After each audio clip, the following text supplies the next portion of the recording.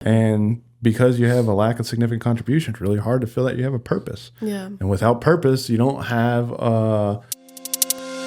Atomic Souls podcast. But then I kind of felt a little neglected at times. Not that I was intentionally. And so I really liked that you were like, no, I'm intentional. Yeah, I'm very intentional with everything. And so I really liked that. So yeah. It's like, ooh, okay. Yeah. Yeah, it was just, I think those are little nuances of the way I was raised. And then what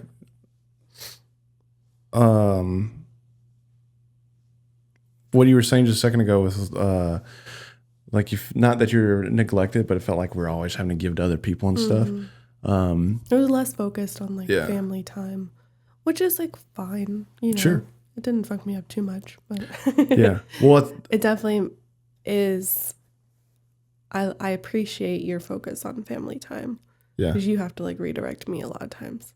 Yeah. Because that's my natural, right. upbringing was to kind of focus more on career stuff or outside people. I think that it's a difficult thing to balance because they're both important.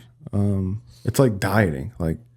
It's hard to diet because you got to eat. Food's important, but then Google is calling me. Yeah, you're supposed to be on Do Not Disturb.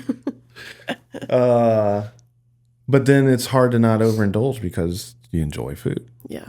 So in that regard, it's hard to not be selfish because you need to be giving, right? Yeah. But then it's hard to not be self-defeating because you're overgiving. Yeah. I see people on both sides of that spectrum. That was one thing.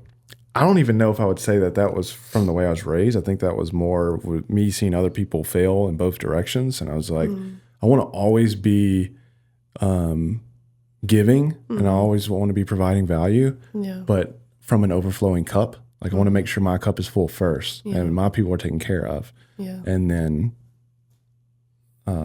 give out from there. Yeah. Give from abundance, I guess is the... Right. Yeah. So what value is that? I don't know. I don't know. It's the value of blue collar. I feel like I'll constantly have to provide value. It drives me insane to see people that are entertainers that make all this money. Yeah. But by no means I'm saying it's wrong. They do provide value. Yeah. But it's hard for me to quantify tangible value there versus. I agree. I think entertainers are grossly overpaid. And right. For what? For 30 minutes of a good time? Yeah. To escape the world? Right. But then I'll watch, somebody. But I indulge in entertainment. So. Well, that's the thing. We all do. I think that's a testament to how blessed we are. And we all think, oh, life's so hard and I'm depressed and I got this and that. We live better than anybody has ever lived in history. We live better than kings and queens did a few hundred years ago. I think we are too entertained. We are. That's the problem. Yeah. So we get depressed because it's not fulfilling us. And that's why I think I have that view of being an entertainer would not be fulfilling for me because it doesn't feel like it's doing good for the world. Oh, it absolutely. It's just distracting the world. Yeah. Which some people are called to do that and be that levity and the seriousness of all things. But it's just too much. There's so many. At what point do you stop needing that? Well, yeah, we're a consumer-centric society. They keep us distracted and on drugs. Yeah, pretty much, yeah. Full circle. But yeah, there's no way I could do that. I like doing this, but... Which is, I guess, entertainment. Yeah, this is entertainment, but even doing this, I feel like we've recorded episodes before, I'm like, that's trash. I'm throwing that away. Yeah. And it was probably entertaining content, but we didn't provide value to anybody. Yeah. Actually dive into a deep topic. Right. And so, yeah, I don't. So providing value is a value. Yeah. Yeah. I always describe it as I always try to be value forward. I want to provide more value to people than they provide to me. Always. I always want to be a producer, not a consumer. Yeah. But again, I feel like that is a very blue collar mentality. It is, because I feel like I am naturally a consumer. And I feel like once I had like a spiritual awakening, it was more like, okay, now I need, like, I feel called to like give back to the world and not just, I was like very depressed before I had like a big spiritual awakening. And I was like literally out of like a fucking depression medication commercial, like had a blanket around me, staring out the back door of my house. Like people like, are you okay? Right. And then I don't know, I just started like texting people every morning and going to more church services and like focusing on connection and just like giving to people. And then that started to like give to me. And like, I found a lot more like peace and comfort in like giving to others. And Absolutely. like, yeah, my natural state though is to like turn inwards and like self-preserve and consume. Yeah. I'm almost the opposite of that. My natural state is to want to self-sacrifice so everybody else can have. Yeah. And then I don't protect, I know. what's Like, mine. you're like, where do you want to go eat dinner? I don't know. Like, where do you want to go? You're like, no, you pick. Jesus Christ, please pick something. Yeah. But yeah, I think that's, I don't know. I mean, I'm not saying other people don't have those same values, but I feel like it's a very core centric theme to just like blue collar, lower middle class.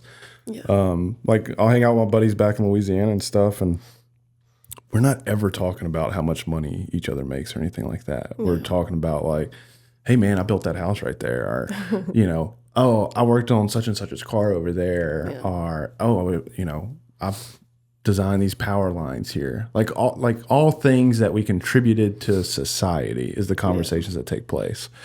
Because like it makes you feel good. That's where you get your fulfillment from, is like what your contribution was. The money's just what pays the bills. To where, I have my white collar friends that are all entrepreneurs and executives and stuff like that, and the conversation is always about money. Yeah. More like self-seeking. Yeah. It's not even that, it's a bragging thing or anything. It's just that's the way their brains operate. What's the next thing that I can consume? Yeah.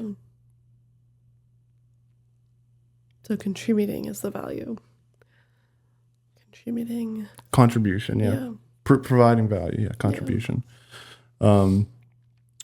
I remember when ASP started doing really, really well. Yeah. And I was kind of stepping out of that for the first time, handing the reins over to Joel. God, that was such a good time.